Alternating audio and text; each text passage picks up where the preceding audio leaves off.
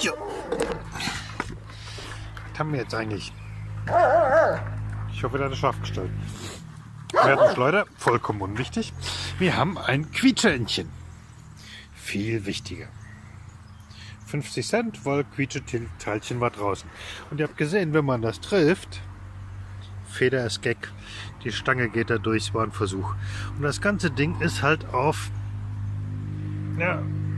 Küchensieb, beziehungsweise bei mir Alusieb, unten ganz klein bisschen flach gemacht, Gips ausgegipst und dann gibt diese ganze Sache schön nach, wenn man die trifft. Ping!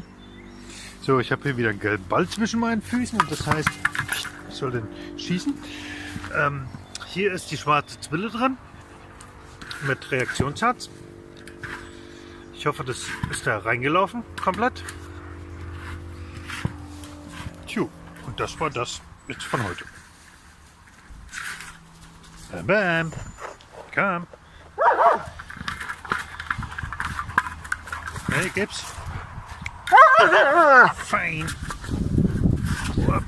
Jetzt kann ich ihn den nehmen und